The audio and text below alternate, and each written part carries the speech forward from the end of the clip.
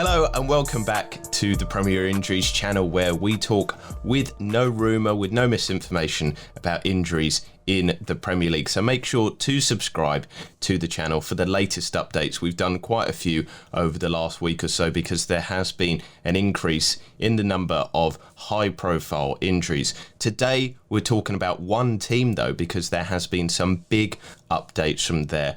Ben, keep us up to date. What is happening at Wolves? Yeah, so Wolves have provided an update from their medical team this afternoon. Now, they've given us a little bit of an update on three players who suffered a significant injury. The first one, Colombian centre-back Neto and Mosquera. He was forced off in the Carabao Cup against Tottenham with what they refer to as a high-grade hamstring injury. And what we mean by that is typically at grade 3, where there's extensive damage to the muscle fibre, at least 75%, or total rupture. Now, the result of that injury means that the player has been scheduled for surgery and will head down to London. Now, they're unable to give any kind of definitive timeline, but what they have said, as a guide, it usually takes in between 4 to 5 months for a player to return to play. Now, that aligns really well with the data we have with Premier Injuries. We have an extensive database going back over 10 years, and players who've suffered similar types of injury, the average return to play is 158 days. So that's bang on their timeline. And just to give you a bit of an understanding and maybe an insight into players who've returned recently from similar types of injury, we've had Tariq Lampati, and that was 197 days. We had Sander Berg from Sheffield United. That was 136. Isaac Success from Watford, 124. But there is one player who is still sidelined, and that was from the Canaries' first stint in the Premier League back 2 seasons ago in February 2020, and that's Sam Byron. And he's accumulated 592 days and still counting. It doesn't look like he's close to return at this moment. So that just goes to show that players respond differently. Don't expect this road to full recovery to be smooth and seamless. There are always, or potentially there are setbacks and upsets along the way. And with that injury as well, you've mentioned Tariq Lampati, and I think a lot of people in the FPL community would attest to the fact that they've been frustrated that he seems to get injured all the time just as he is coming back on that cusp. Is risk of re-injury something big with this type of injury? Massively hamstring injury, particularly in the first 28 days of a return to play. Re-injury and recurrence rates are very, very high. However, with Tariq Lampati, we would hope that the surgery has been able to remedy and rectify any of those ongoing persistent problems that hampered him at the latter part of last year. So let's move it on to the other updates then, because, we're going in with almost a hat-trick, a triple whammy here, because there's 2 other players that Wolves have given updates on. Who's up next? Yeah, Pedro Nettle, fractured patella, so that's his, in layman's terms, that's his kneecap. Now, there had been a lot of talk about Nettle potentially returning in and around September, October maybe, but the Athletic reported a setback some maybe 4 to 6 weeks ago, and there was never any update offered by the club.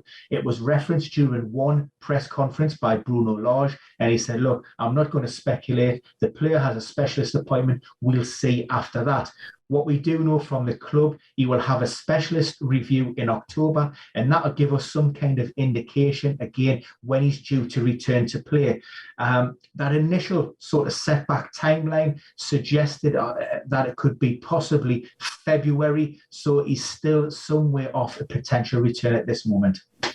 And looking at his data as well, he's so important for that Wolves team. He's a class player and some great underlying stuff. In fact, he's one of the top 5 percentile for progressive carries across Europe's top 5 leagues. We're talking about the problems that Wolves have at the moment. He might be able to remedy them when he is back, but it seems a little bit of time off. And in the final one, somebody that I think has been really, really unlucky. And again, we talked about risk of re-injury. It's Jonny. He was somebody that suffered re-injury because of the type of injury that he's got. What's the update with him? Yeah, so that was an ACL and MCL, so anterior cruciate ligament and medial collateral ligament total rupture there. And you're right, he returned after 185 days, just sort of 6 months back into that Wolves team, but suffered a setback, a recurrence only 6 months later. Now, typically what we would see is that timeline extended for a return to play. Inherently, we're looking on average return to play in and around 280 days. Maybe a little bit longer for the likes of Jonny, who suffered such a recurrence within such a quick period of time. The club say that Jonny will be back in the new year, although, they won't be sort of drawn down to a specific date. Now, what we know, we're 6 months into his recovery. That happened in April. So by the turn of the year, we're looking at 8 months. It could be around maybe that February, March, April time, dependent on how Jonny responds to treatment and how that rehabilitation program goes. And will this be with Jonny? I remember last year when he was on the cusp of coming back, a lot of people almost rushed or really wanted to get him back into their teams. But do you expect that he'll be treated, one of your great phrases, with kid gloves? He'll be eased in very, very gently, especially because of that reoccurrence of his injury. Absolutely. I mean, when you look at that Wolves team as it currently stands, Jonny would inherently probably sit in that left-hand side of that four across the midfield. We have Marcal, we have Aït-Nouri, who we can even put in Roman Sias if needs be. So providing we don't have any major injury issues to any of those players, then Bruno Lage can afford to take his time, make sure that Jonny's right, because like I say, we've already had one setback. You don't want to risk potentially or exacerbate the problem even further by rushing a player, too soon. So really, next season might be Jonny's one, not this one. Look, it would be great to see Jonny return to play, but it could be certainly a return to performance, and by that way we're talking about pre-injury levels, where he's going out and playing. He may not be able to get those competitive minutes in his legs on a return to play. And again, it's somebody that I would expect to be managed very carefully. Well, that is another one of our urgent injury updates. Like I said here, we don't have any rumour, we don't have any misinformation. We have expert analysis backed up by the best data on injuries in the Premier League. So make sure to subscribe to the channel, because we'll be giving them when these things happen. We'll be giving accurate and up-to-date information on all Premier League injuries. But for now, I'm going to wish you the best of luck with your teams ahead of the weekend. Make sure to have a look at our other videos as well. We've got some with Lynn coming out later today.